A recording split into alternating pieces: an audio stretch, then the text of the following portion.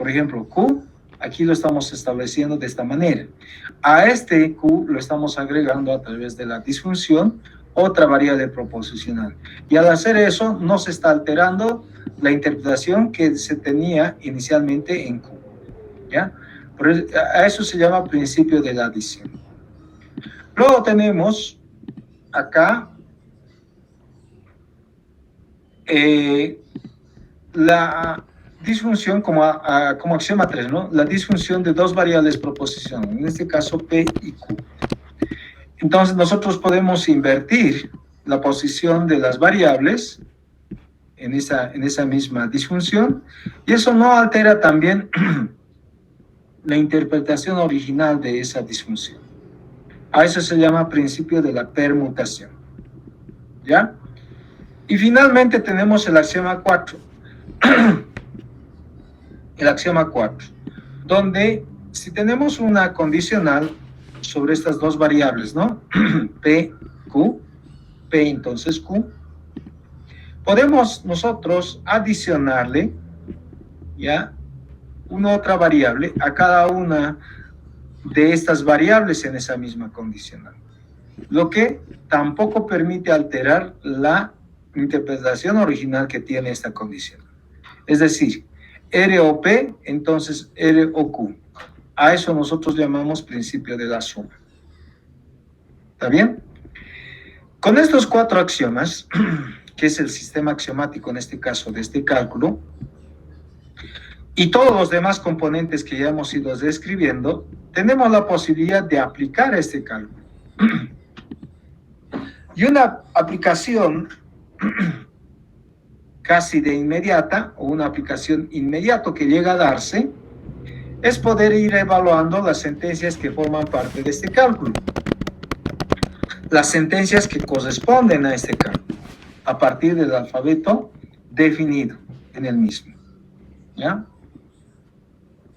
¿Ya? Eso se llama demostración. A eso se llama demostración de las sentencias o demostración de teoremas que corresponden a este cálculo. Enseguida vamos a hablar del concepto de teorema, ¿ya? Pero para que sea más fácil la aplicación de estos axiomas y todo lo mencionado de este cálculo, es lo más importante incluir o introducir lo que es la sustitución. La sustitución. ¿Cómo está definida esta sustitución? Dice así, que da unas variables proposicionales. Aquí tenemos n variables proposicionales, P sub 1, P sub 2, hasta P sub n. Y aparte tenemos estas sentencias en esa misma cantidad, P sub 1, P sub 2, hasta P sub n. Es decir, tenemos n variables proposicionales y también tenemos n sentencias, cualesquiera.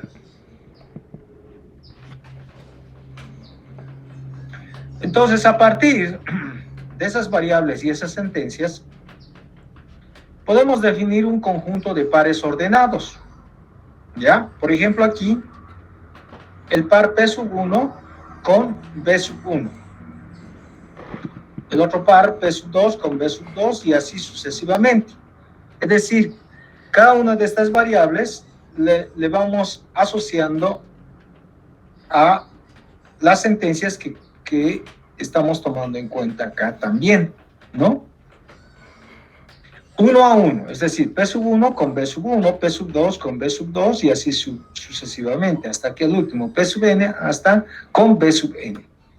A ese conjunto de pares se llama sustitución, es decir, este conjunto se llama sustitución y por lo general lo vamos a abreviar con la letra S minúscula. ¿Ya? Ahora, ¿cómo se aplica esta sustitución?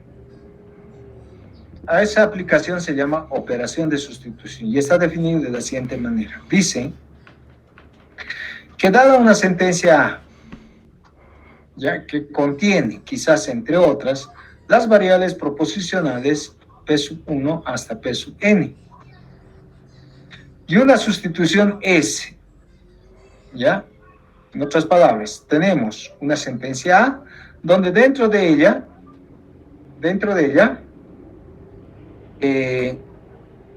Dentro de ella tenemos estas variables proposicionales P1 hasta P1.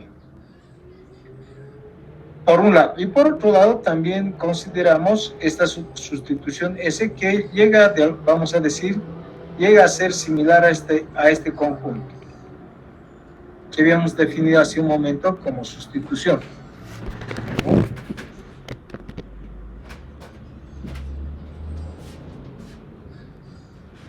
La operación de sustitución, acá dice, ¿no? La operación de sustitución en A de esas variables proposicionales por estas sentencias consiste en poner en A, en todos los lugares donde aparezca la variable P sub I, la sentencia B sub I, que corresponde según S. Y esto para todo I que se cose desde 1 hasta N. El resultado de la aplicación de esa operación de sustitución permite que nos devuelva otra sentencia A, que le vamos a poner con subíndice S.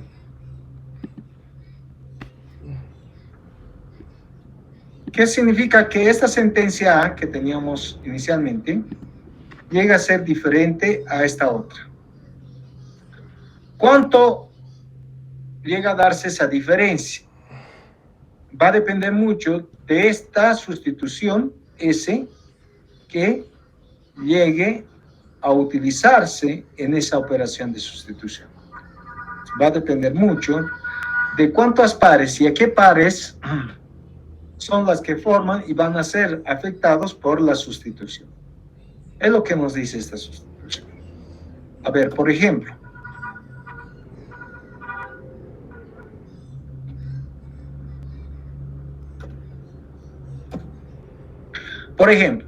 vamos a suponer, aquí en el lado derecho, ¿no?, de nuestros ejemplos, vamos a suponer que nuestra sentencia está formada por esas variables proposicionales.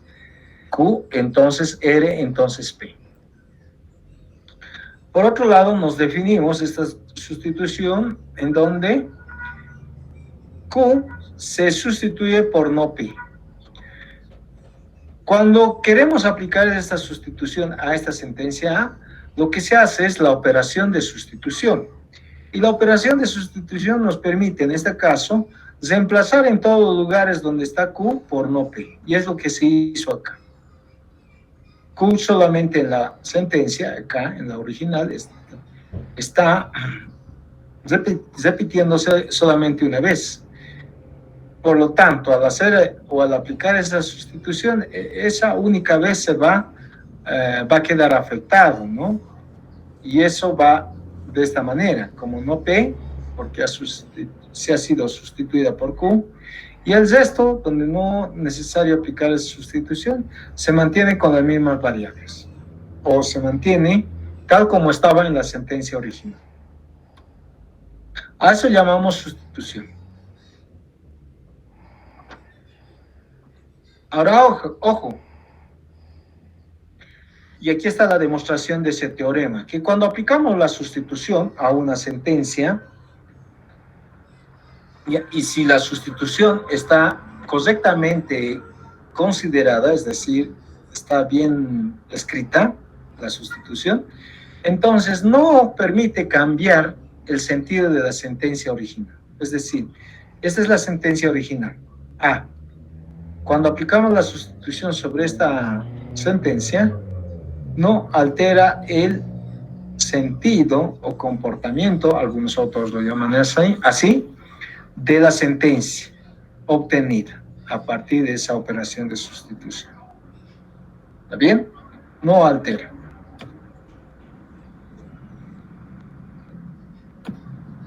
Ahora, con esa sustitución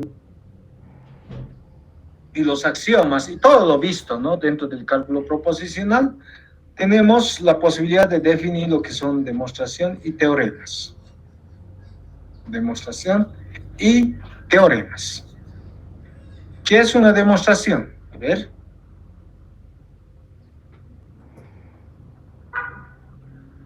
Una demostración o prueba formal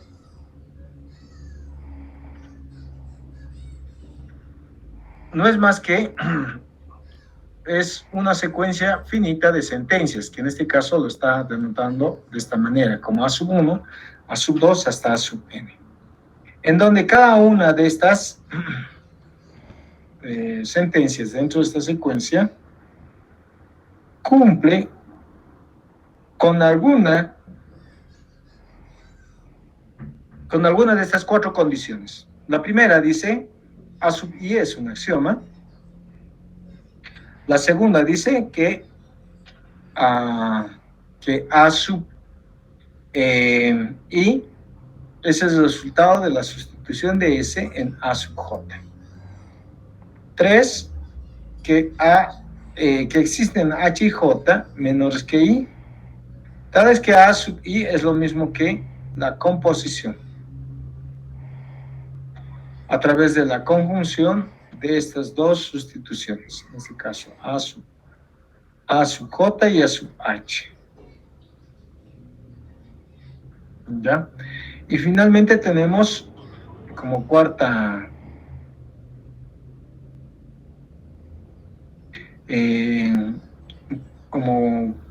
condición a esta, ¿no? Que dice, existen H y J menores que I, tales que A sub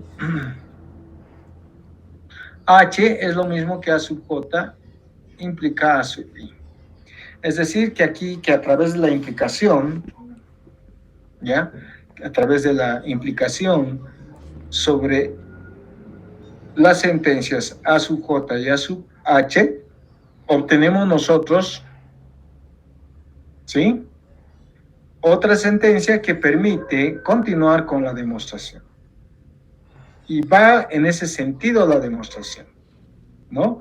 De poder construir de esta forma, como indica estas reglas de formación, las sentencias para llegar a demostrar que esa es un resultado verdadero de lo que se llega a demostrar.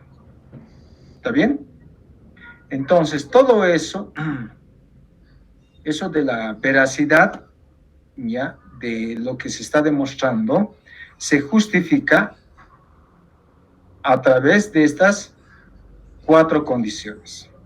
En otras palabras, que a través de estas cuatro condiciones solamente podemos nosotros realizar una demostración. ¿Está bien? Una demostración. A ver, aquí tengo un ejemplo de una demostración.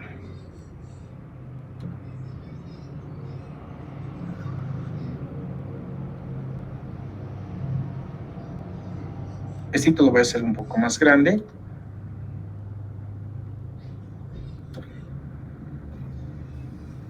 Esto va a ser un poquito más grande, perdón, esto me ha salido.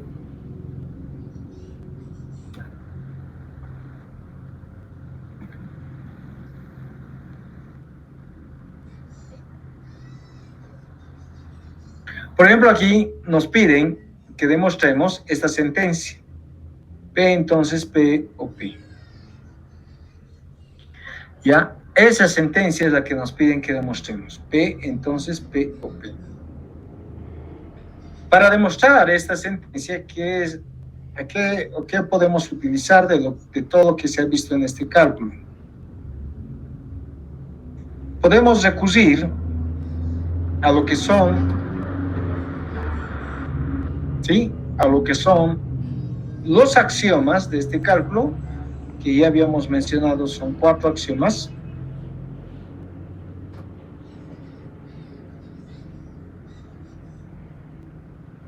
Podemos recurrir a lo que es la sustitución,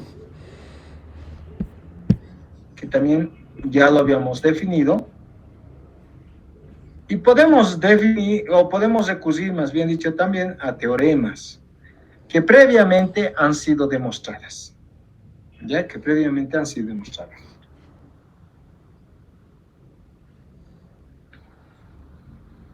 Enseguida vamos a dar una definición completa de lo que es un teorema. Entonces, podemos para una demostración recurrir de axiomas. Podemos recurrir de una sustitución o de las instituciones, de la sustitución. Y finalmente podemos recurrir de las definiciones y conceptos que hemos ido dando, ¿no?, dentro de este cálculo, dentro del cálculo proposicional. ¿Está bien? Entonces, es lo que vamos a hacer en este ejemplo. Vamos a demostrar esta sentencia, que es verdadero dentro del cálculo proposicional. Es así que corresponde al cálculo proposicional. ¿Está bien? Entonces, fíjense, para esta demostración, simplemente hace uso de la sustitución. De esta sustitución, Q por P en el axioma 2. A ver, vayamos en el axioma 2. El axioma 2 dice Q, entonces P o Q. O sea, aquí sustituye en vez de P, Q. Es que vamos a tener Q, entonces P o Q. No P, perdón, Q o Q. O sea, tenemos Q, entonces Q o Q, porque P es sustituida por Q. Ay, no, perdón, al revés. Estamos sustituyendo Q por P. Este es el conjunto de sustitución, ¿no? Estamos sustituyendo Q por P. ¿En dónde? En el axioma 2. O sea, haciendo eso en el axioma 2, donde aparece Q, lo sustituimos por P. Entonces vamos a tener P, entonces P o P. ¿Está bien? Y con eso habríamos demostrado que esta sentencia es válida dentro de este cálculo, ¿no? Con eso se habría demostrado que esa sentencia P, entonces P o P, es verdadero dentro de este cálculo, ¿no? Entonces, ¿qué reglas de formación o qué es lo que en realidad hemos hecho acá para esta demostración? Elise, ¿puedo volver a explicar lo de la sustitución? No lo entendí bien. A ver, la sustitución. El ejemplo, perdón. El ejemplo. ¿En esta demostración? Sí. Ya.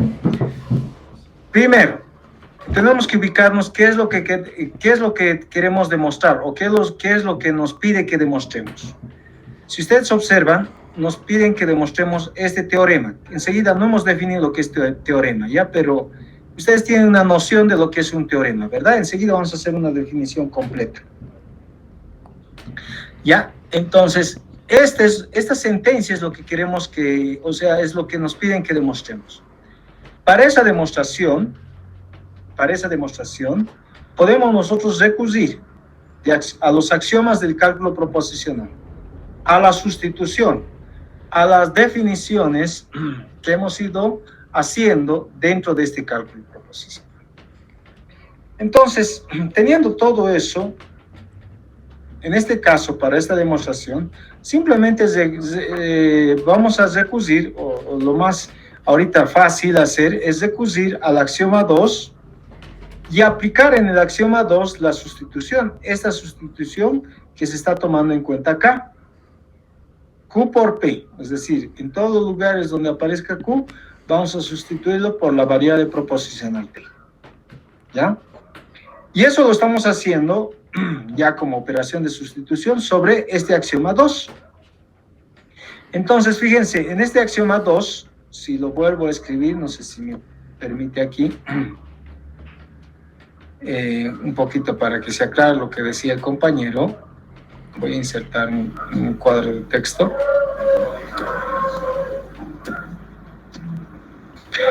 El axioma es esta la que estamos tomando en cuenta, Q. Entonces,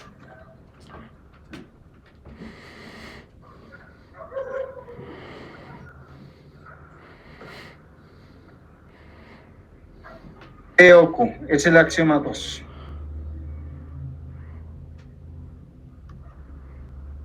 ¿Ya?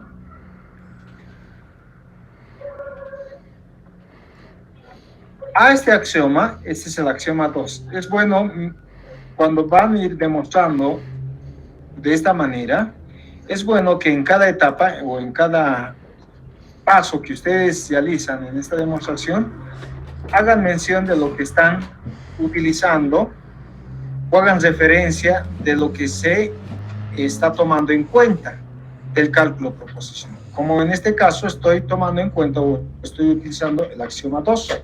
Axioma 2. ¿Verdad? Ahora, lo que estoy haciendo después, me estoy definiendo esta sustitución. S, donde voy a sustituir por P en todo lugar donde encuentro la variable Q en ese axioma. Entonces, para poder hacer eso, necesito aplicar la operación de sustitución, es decir, realizo esta operación. Y al realizar esa operación sobre el axioma 2, o sea, sobre el anterior paso, me quedaría así. Donde encuentro P, donde encuentro Q, los reemplazo por P. Esa es sustitución, ¿verdad?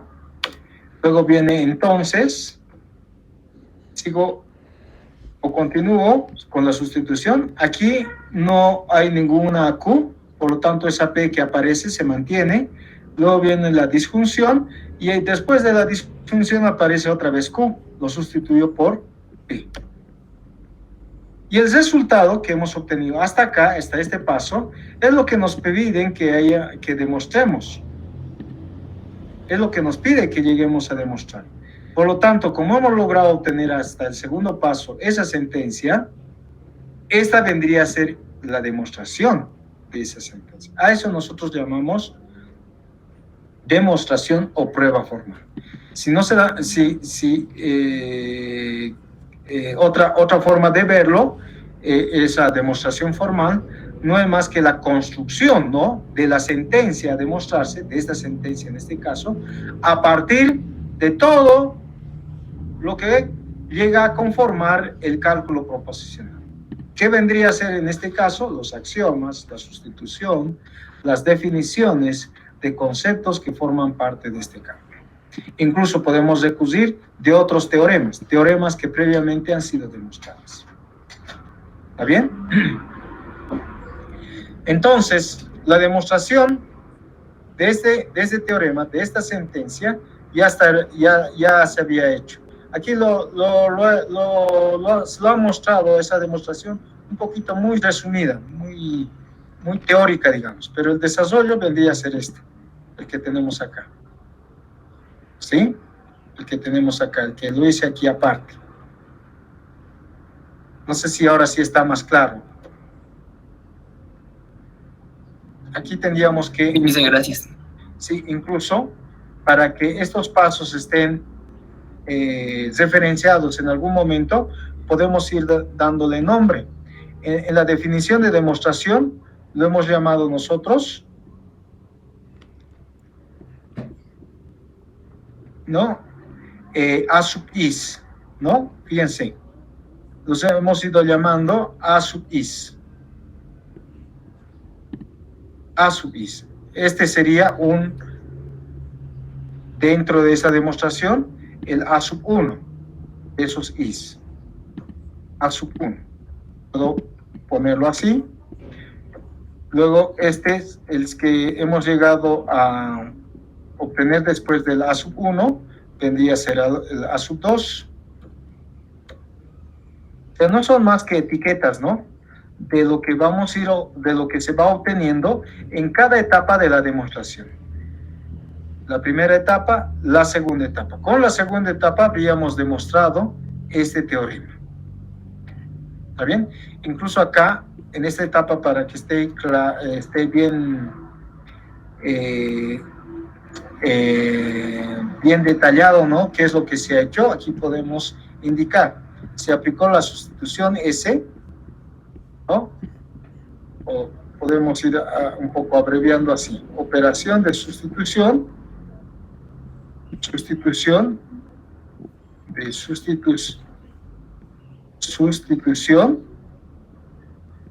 S en A sub 1, para que sea más claro. o simplemente sustitución en A sub 1.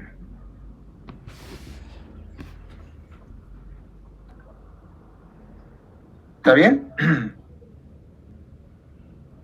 Y así podemos seguir demostrando, ¿no? Por ejemplo, aquí tenemos otra demostración de esta sentencia. Dice, demuestre P, entonces P. Fíjense que esto es un poquito más completo que el anterior. El anterior casi la demostración ha sido inmediata. En cambio, esta otra que tengo aquí abajo es donde se recurre a más pasos para su demostración. Por ejemplo, ¿qué es lo que se está haciendo? Primero, partimos de un teorema que anteriormente ha sido demostrado. Este teorema.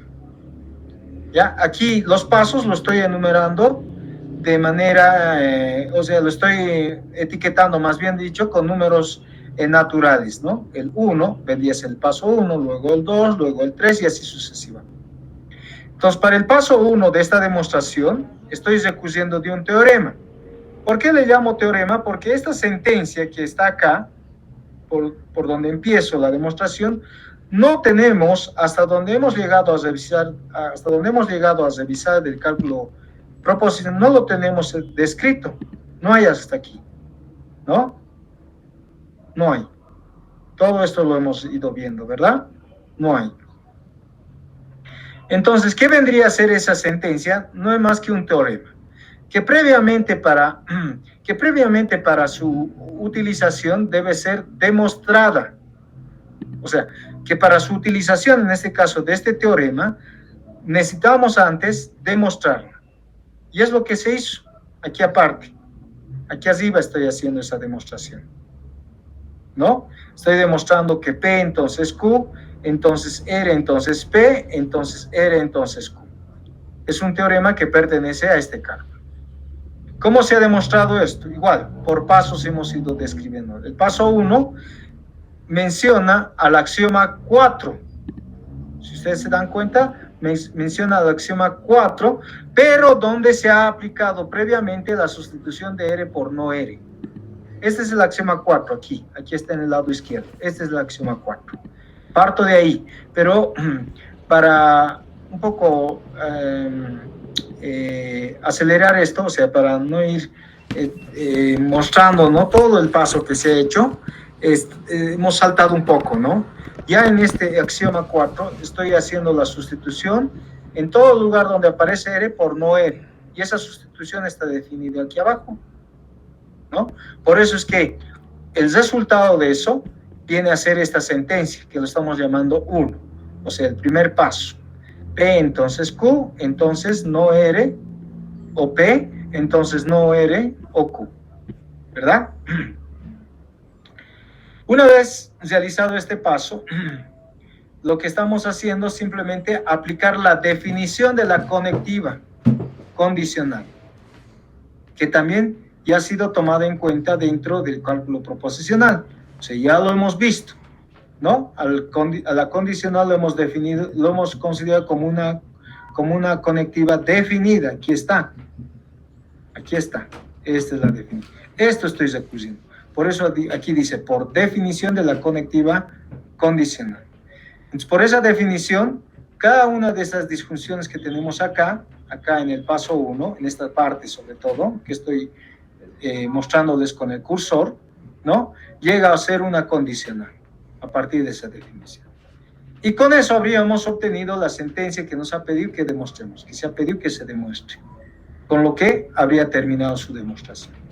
Entonces, una vez demostrado este teorema, esta sentencia que es verdadero dentro de este cálculo, lo utilizamos para esta otra demostración, la que en realidad nos ha pedido que hagamos esa demostración, ¿no? Que realicemos esa demostración, ¿no? Partimos de ese teorema. En ese teorema hacemos la sustitución en todos los lugares. Fíjense cómo se está definiendo ahora la sustitución. Aquí tenemos 3 pares. 1, 2, 3. El primer par es, fíjense, P por la disfunción de P o P. El segundo par es Q por P. Y el tercer par es R por P. Aquí tenemos una sustitución de 3 pares. En las anteriores sustituciones que hemos ido aplicando, solamente teníamos un par. Por ejemplo, acá un par. Aquí también hemos utilizado sustitución, donde teníamos solamente un par. Pero podemos tener más pares. Así está definida la sustitución. Aquí tenemos 3 pares que se estaría aplicando a esta sentencia, al paso 1, o a 1 simplemente. Entonces, haciendo eso, obtenemos el paso 1. Luego, aquí fíjense, aquí estamos utilizando lo que se llama separación. ¿Ya? La separación. ¿Qué es la separación? Simplemente lo que mencionábamos acá, ¿no? La separación es lo que aquí se llamaba, ¿no? A través de la condicional, ¿sí? O lo que después lo llamaremos nosotros como una de las reglas de transformación, con ese nombre justamente, la de separación. Aquí está la regla de transformación, la regla 4, que es la de separación, ¿no? Es decir, ¿qué dice acá? Que si tenemos una sentencia A y además tenemos una condicional donde como antecedente de esa condicional está esa misma sentencia, entonces, ¿qué llegamos a obtener de eso? La sentencia B, es decir, el consecuente de la condicional, ¿no? Esta es una de las reglas bastante conocidas, ¿no? En este caso, dentro de las reglas de transformación del cálculo proposicional, le vamos a llamar así como regla de separación. Pero dentro de los teoremas del cálculo proposicional, que enseguida vamos a definir lo que es un teorema, un poquito me he adelantado tal vez. Aquí arriba está la definición de teorema y tesis, enseguida vamos a ver eso. Es considerado como el teorema del modus ponens, o la ley del modus ponens, ¿ya? Entonces, es lo que se está aplicando en esta demostración. ¿Qué vendría a ser A? Vendría a ser A todo lo que es esto de acá. Todo esto. Esto es A. Me van a seguir con el cursor, por favor. Esto es A. ¿O cómo lo puedo subrayar esto? Lo voy a llevar esto a Paint, por favor, para que se note mejor, ¿ya?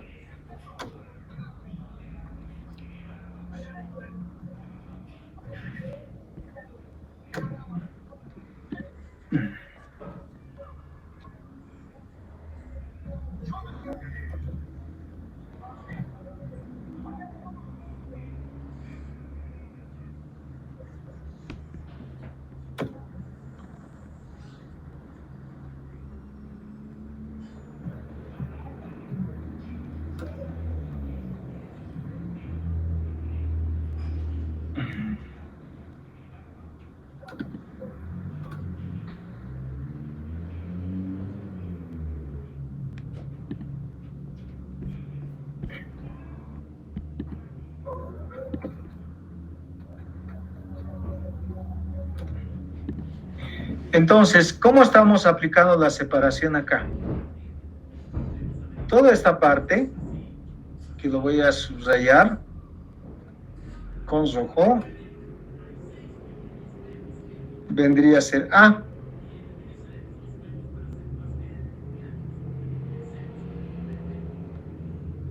¿Está bien? Y todo esto con azul va a ser B. Ay, no, perdón, rojo era, ¿no? Ya me lo cambió. Ya, entonces, lo que voy a hacer con rojo va a ser B en todo caso. Y todo lo que es azul es A. ¿Está bien? Rojo es B y A es el azul en esta condicional. Entonces, cuando yo aplico esta condicional y la adiciono a este axioma, al axioma 1. Este es el axioma 1. Fíjense que tendríamos esa misma interpretación de la regla de transformación de separación. Esto es A, voy a remarcarlo y lo voy a resaltar aquí con azul. ¿Ya? Eso es A. Lo voy a pintar con azul en todo caso. Eso es A. Y aquí tenemos A, entonces B. ¿Qué dice la regla de transformación? O sea, lo que se llama separación. Aquí está la separación. Si tenemos A y luego tenemos A, entonces B, ¿qué concluimos? B, dice. Entonces, eso es lo que se está haciendo acá. Tenemos A, tomando en cuenta el axioma 1. ¿Dónde está el axioma 1? El axioma 1, que lo hemos pintado con azul. Y tenemos dentro de la condicional A, entonces B. Lo que es azul es A, lo que es rojo B. ¿Qué llegamos a concluir? B. Y es lo que se ha hecho aquí, B. O sea, esta parte de aquí abajo, en el paso 2, que se está etiquetando así, es B. Es lo que, estamos copiando lo que está todo con rojo, ¿no? Por eso se está poniendo aquí como justificación por separación de A1 en el paso anterior, en la secuencia anterior, ¿no? Ese es lo que se ha hecho. De esa manera se ha obtenido esto. Y otra vez utilizamos separación, ahora tomando el paso 2, esto de acá, con el teorema de acá, este teorema que acabamos de demostrar hace un momento, de aquí arriba, que les estoy mostrando con el cursor. Esto es A, y A, entonces B, ¿qué me queda? B, que es P, entonces P. Y con eso habríamos terminado de demostrar este teorema. ¿Sí? Esa es la forma de demostrar teoremas, es la forma de demostrar o realizar pruebas formales dentro del cálculo proposicional. Estas pruebas o demostraciones que se realizan en este caso, en este cálculo, son ya aplicaciones de este cálculo, son aplicaciones. Nos está permitiendo evaluar sus propias sentencias que son verdaderas dentro del cálculo. ¿Está bien? ¿Alguna pregunta?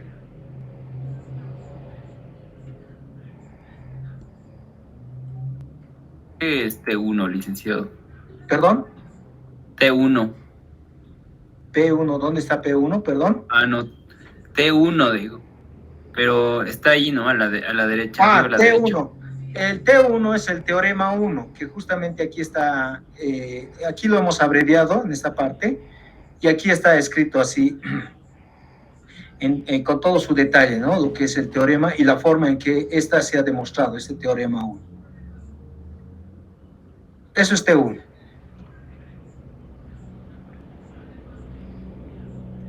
¿Alguna otra pregunta?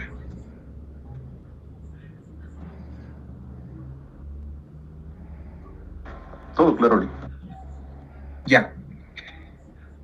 Bien, a partir de estas demostraciones o pruebas formales, se definen ahora estos conceptos, ¿ya? Estos conceptos de teorema y tesis o ley. ¿Qué es un teorema? Un teorema no es más que una sentencia, o sea, es cualquier sentencia de este cálculo, ¿no? Que previamente existe una demostración para el mismo.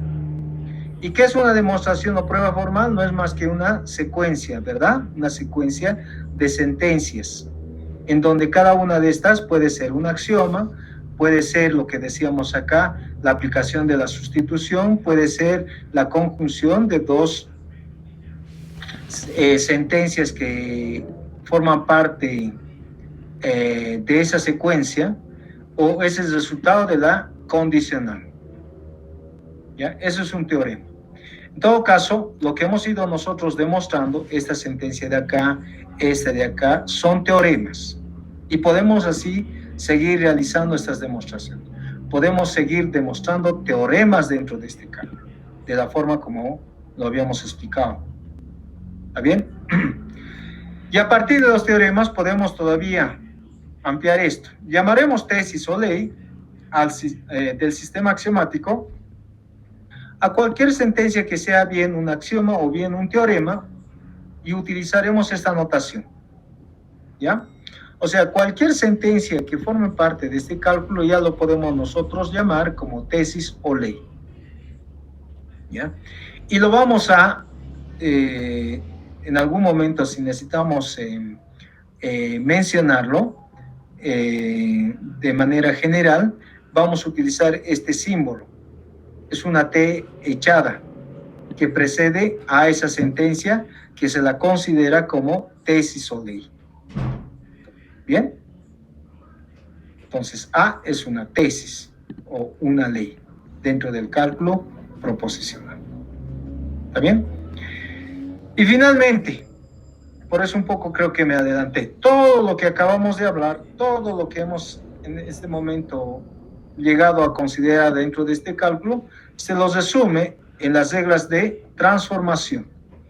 Y son 4 las reglas de transformación de este cálculo. La regla de transformación 1, la regla de transformación 2, la regla de transformación 3 y la regla de transformación 4. La 1, simplemente, cualquier axioma ya es una tesis. La regla 2 es la de la sustitución, la aplicación de la sustitución, que ya habíamos explicado cómo se lo hace. La regla 3 es la regla de la unión, es decir, que dos sentencias son tesis, y si la combinamos a través de la conjunción, también resulta ser una tesis. Y la regla de la separación, la que hemos utilizado bastante, al menos en estas demostraciones que hemos tomado como ejemplo, ¿no? Que dice que si A y A entonces B son tesis, entonces B es una tesis, ¿no? Todo lo que hemos visto se resumiría en estas reglas de transformación, que es el último componente que se llega a tomar en cuenta dentro de un cálculo, en la definición de un cálculo como sistema axiomático. Entonces, con esto estaríamos llegando a terminar de definir al cálculo proposicional, ¿no? Porque ya habíamos descrito su alfabeto, ya habríamos descrito sus reglas de formación, sus axiomas y por último, el último, ¿no?, que acabamos de mencionar, las reglas de transformación. Entonces, es en este sentido que la lógica proposicional se lo llega a considerar como cálculo proposicional ahora, como cálculo proposicional. Y es mucho más amplio, ¿no? Es mucho más amplio, ¿por qué? Porque con simples elementos que forman parte de este cálculo, podemos nosotros describir todo lo que corresponde o toda la magnitud que llega a ser este cálculo, ¿no? Un ejemplo claro, y otros vamos a ir viéndolo más adelante, un ejemplo claro es lo que les decía en la clase anterior, ¿no? El poder considerar solamente 2 conectivas y a partir de ello las demás, el resto, ¿no? Con estas 2 conectivas, llamadas primitivas, estamos definiendo el resto de las conectivas, ¿no? Va en ese sentido un cálculo, en poder tomar los elementos más básicos y a través de ello poder plantear teorías mucho más amplias, mucho más extensas, ¿no?, y completas incluso. ¿Está bien? Bien. ¿Alguna pregunta hasta acá?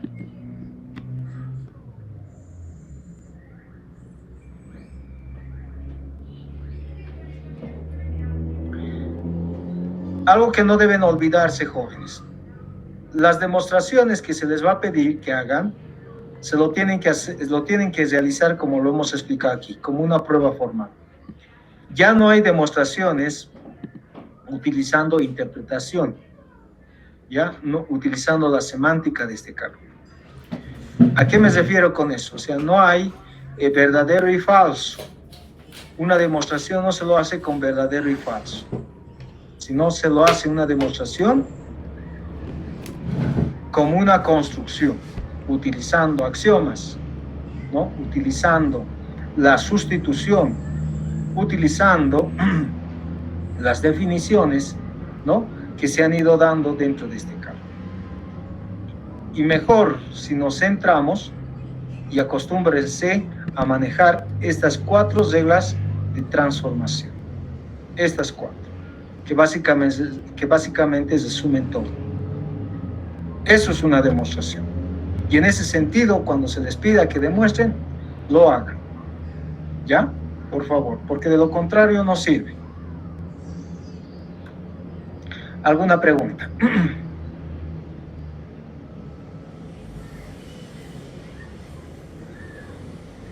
Bien, esto teníamos que haberlo avanzado o terminado la anterior clase y continuar con lo que les había enviado esta semana, ¿ya?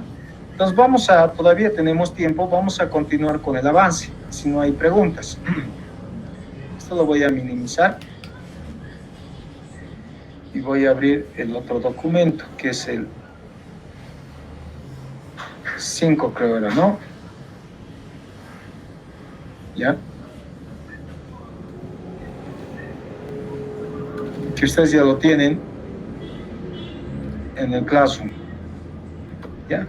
Como habíamos hablado ya de teoremas, ¿sí? Y el cálculo proposicional llega a componerse de muchos de estos teoremas, ¿ya? En algún momento se requiere para su demostración de estos teoremas el uso de algunos previos me refiero, que anteriormente se hayan demostrado, como en el ejemplo que hicimos, ¿no? Acá. Para demostrar este teorema de acá abajo, P entonces P, hemos tenido que recurrir a este teorema llamado teorema 1.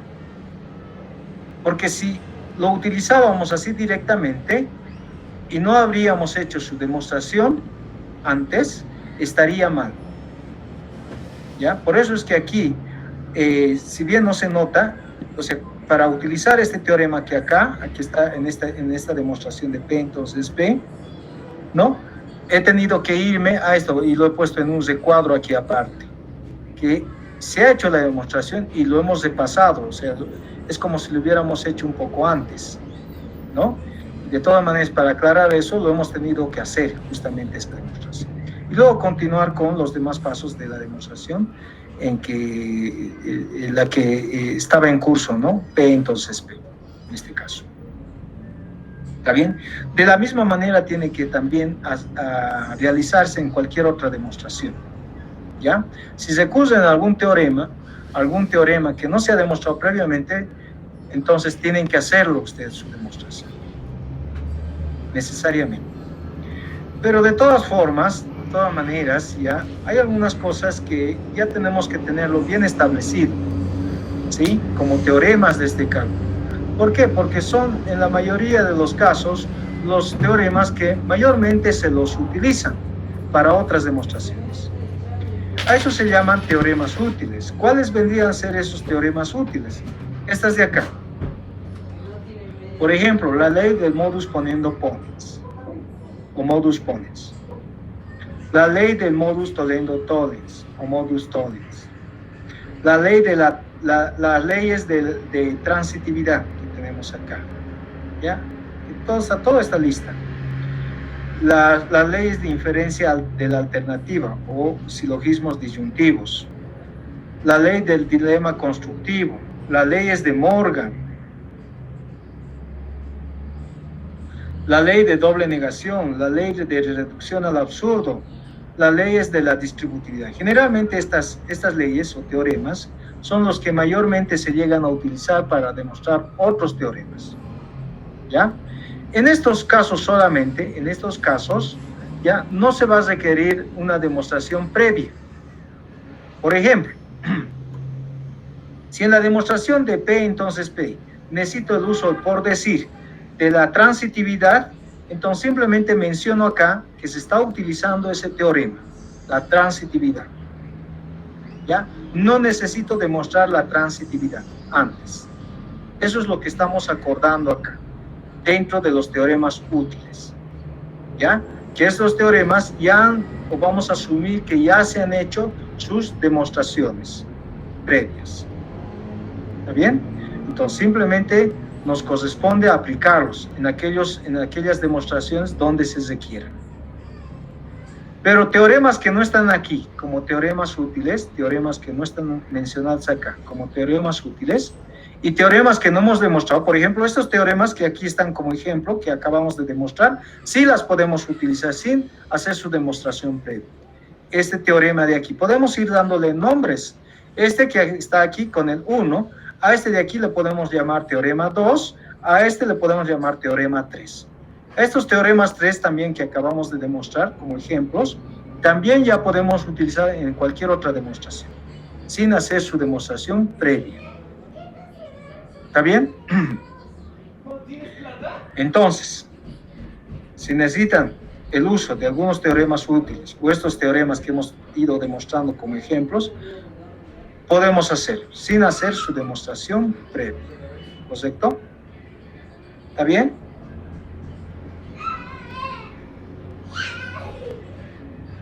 Eso es en cuanto al cálculo proposicional. Básicamente, cuando hablamos de cálculo y hablamos de cálculo proposicional, con lograr hasta acá, hasta describir algunos teoremas, entre los más importantes, como lo hemos mencionado aquí, como teoremas útiles, ya es suficiente. Ya deberíamos tener la posibilidad de aplicar en cualquier lado, o donde llegue a poder aplicarse de esta forma. ¿Ya? Y eso generalmente es en aquellos hechos o contextos reales donde vamos a encontrarnos con proposiciones, ¿sí? Porque a eso está orientado, básicamente. Pero para que estas aplicaciones sean mucho más flexibles, sean mucho más fáciles o sencillas, digamos así, es lo más importante o es lo más necesario incorporar dentro de un cálculo su semántica. ¿Sí? Su semántica. ¿Ya? Con eso no estamos diciendo que siempre debería estar en un cálculo incorporado su semántica. Con la forma en que hemos ido describiéndolo, vuelvo a reiterar, ¿no? A partir de esos 4 componentes, alfabeto, reglas de formación, axiomas y reglas de transformación, ya es suficiente. Pero para que tengamos una aplicación mucho más flexible, es necesario incorporar lo que es la semántica. En este caso, la semántica del cálculo proposicional. ¿Y cómo está definido la semántica del cálculo proposicional? Sí, a través de los siguientes conceptos. Primeramente, se debe considerar estos conjuntos. Por ejemplo, el conjunto de variables proposicionales, que es P. El conjunto de sentencias, que viene a ser S. El conjunto de sentencias que llegamos a obtener a partir de estas variables proposicionales P.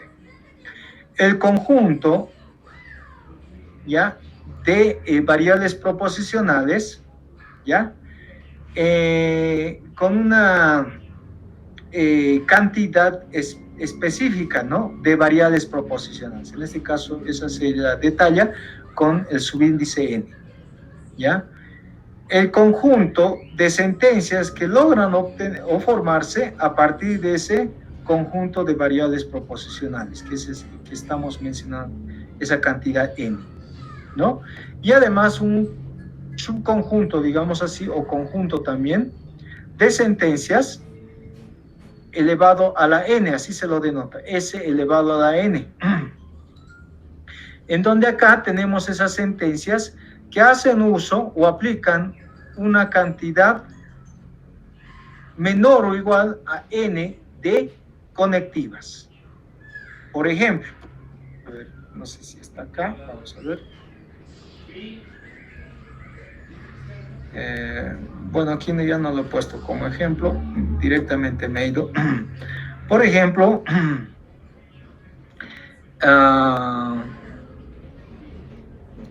aquí abajo lo voy a tratar de hacer.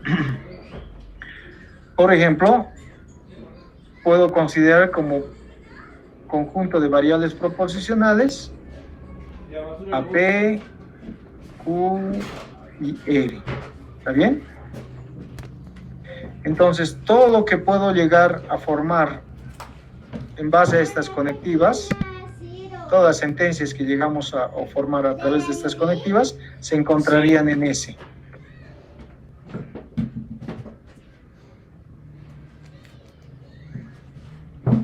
Aquí estaría P, por decir, o Q,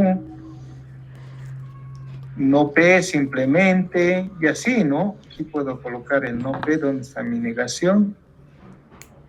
Voy a utilizar este de acá. No tengo aquí ninguna negación. Este de acá, si me permite agarrar. Me permite agarrar. La negación de P, por decir así, y así, ¿no? Todas las sentencias estarían en ese. ¿Ya? Y podemos ser un poco más específicos. Puedo poner P sub, por decir 2. Con esto nos estamos refiriendo a un conjunto de variables proposicionales donde considera solamente 2 de P, 2 variables proposicionales de todas que están consideradas en P. ¿Ya?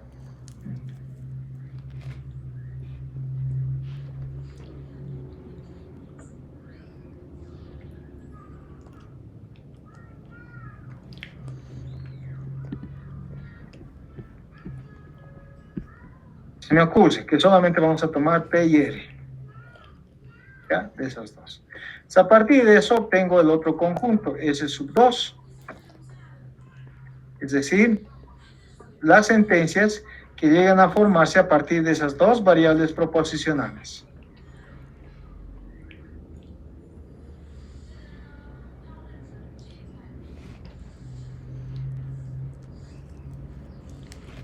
¿Está bien?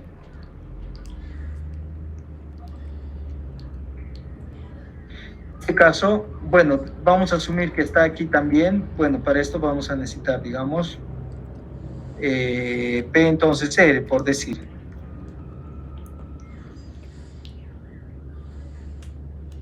Dentro de PR, para que esté claro, ¿no?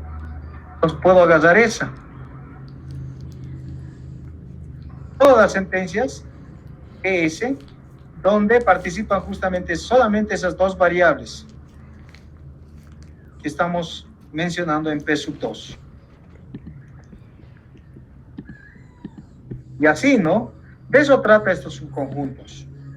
S sub n es la cantidad de variables, de cantidad de operadores, perdón, de conectivas que se están aplicando en estas sentencias. Eso es S sub elevado a la n. ¿Ya? Puede ser 2, 3, no necesariamente como los anteriores 2. Puede ser cualquier, podemos colocar aquí 3, por decir 3 ahí.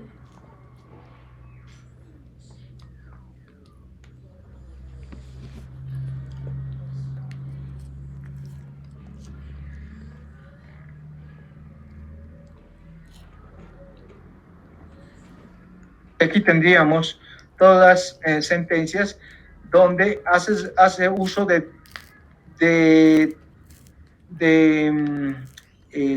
1 o 2 hasta 3 conectivas. ¿Ya? En este caso de DS puedo agarrar todas, ¿no? Las que estamos mencionando acá, todas. Porque en la primera utiliza una sola conectiva, en la segunda una conectiva, en la tercera también una conectiva. Tal vez en las demás sentencias que están más a la derecha estarán utilizándose más conectivas, de 3. Entonces, estas corresponderían también a este conjunto, por el momento. Es decir, en este caso, estas. Y tal vez otras más. De eso trata este conjunto S elevado a 3. ¿Ya? Entonces, tomando estos conjuntos, vamos incorporando otros conjuntos. Por ejemplo, el conjunto de valores semánticos, que no es más que un conjunto de símbolos, en donde a cada símbolo se lo considera como un como un valor de verdad dentro de este conjunto, ¿ya? Y además, dentro de este conjunto de valores semánticos, ¿ya? Están implícitamente definidas algunas operaciones que permiten tratar con esos símbolos, ¿ya? Entonces, tomando esos valores semánticos, ¿a qué se llama interpretación? Interpretación no es más que un par ordenado, I, B, donde B es un conjunto de valores semánticos, como lo habíamos mencionado arriba, e I, el otro elemento de este par, ¿no? Es una aplicación cualquiera de P en B, del conjunto de variables proposicionales al conjunto de valores semánticos, ¿ya? Eso es interpretar. En otras palabras, una interpretación no es más que asignarle un valor semántico a alguna variable proposicional P, de P. Esa es interpretación, ¿ya? Y esto puede extenderse no solamente a variables proposicionales, es decir, a los elementos que forman parte de P, sino también a una composición que resulta estar escrita en este otro conjunto llamado S, el conjunto de sentencias. Entonces, ¿cómo hacemos una interpretación de las sentencias? Extendiendo la aplicación I minúscula que tenemos aquí arriba a I mayúscula. Y esa extensión lo único que nos permite es interpretar las sentencias a partir de la interpretación de sus variables proposiciones. O sea, interpretar una sentencia que resulta de una composición de sentencias a través de las conectivas, que vienen a ser K, es nada más que una interpretación de esas sentencias. Si estas sentencias son variables proposicionales, entonces interpretación de sus variables proposicionales. Esa es una interpretación de una sentencia. ¿Está bien? Esta es una definición general de una interpretación en un cálculo, ¿sí? Aquí estamos haciendo una definición de interpretación tomando en cuenta un conjunto de valores semánticos que no está limitado solamente o delimitado a una cantidad de 2, 3, 4, 5, 6, no, sino esto es una definición en donde toma, tampoco infinito, ¿no? Pero una cantidad extensa, digamos, de valores semánticos. ¿Ya? Es una definición general. Piense cómo se hace una interpretación, cómo se hace una definición de interpretación en el cálculo. Pero tenemos que ser más, tenemos que ser, en este caso, en el cálculo proposicional ahora, no solamente en el cálculo, sino en el cálculo proposicional, tenemos que ser también más específicos. Para hacer una interpretación en el cálculo proposicional, tenemos que nosotros centrarnos en una interpretación binaria. ¿Por qué? ¿Por qué se la centra en una interpretación binaria? Porque el conjunto de valores semánticos, este B, que así se lo llama, ¿no? Como valores semánticos, considera solamente dos símbolos. Dos símbolos. O sea, el conjunto de valores semánticos se constituye de dos símbolos, 0, 1, falso, verdadero. Y su extensión, el I mayúscula, va a permitirnos no solamente interpretar variables proposiciones a partir de estos dos valores semánticos, sino también sentencias. Pero para eso tenemos que acomodarnos a las operaciones que implícitamente están definidas dentro de este conjunto B. ¿Y cuáles vendrían a ser? Las que se trabajan con las variables proposiciones. Por ejemplo, la denegación, la conjunción, la disjunción, la condicional y la bicondicional.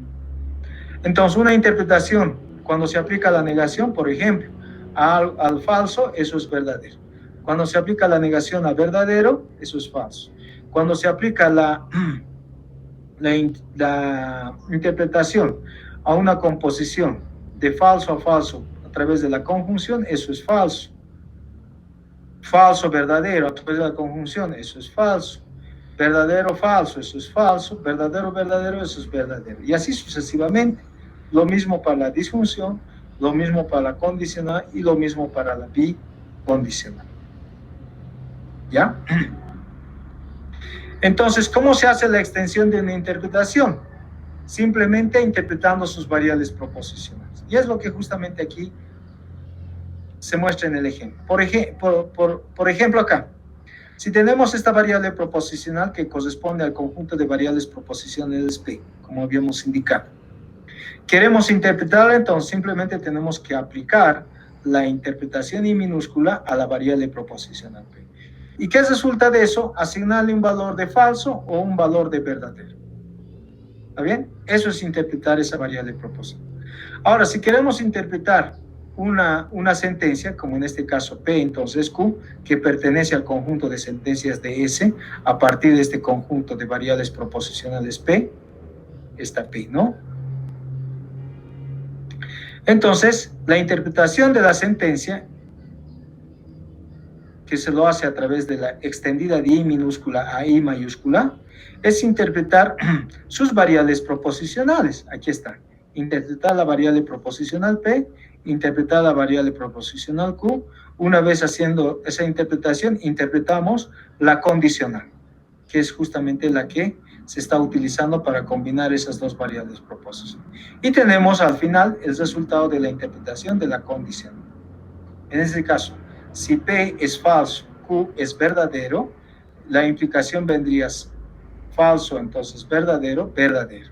Esa sería la interpretación de esta sentencia.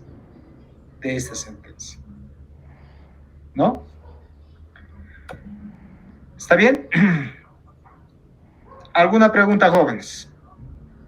Nos falta todavía, pensaba alcanzar a terminar todo lo que estaba definido en esta parte. Lo vamos a hacer nomás la siguiente clase porque ya estamos sobre la hora. ¿Alguna pregunta antes de cesar la clase? ¿Está bien, jóvenes? Sí, todo claro. Todo claro, Lisa. Ya, muy bien. Ya, entonces vamos a continuar la siguiente semana, ¿ya? Continuamos como lo hemos ido haciendo la siguiente semana. El martes les envío la teoría y el jueves explicamos con ejemplos. ¿Está bien? Hasta luego, jóvenes.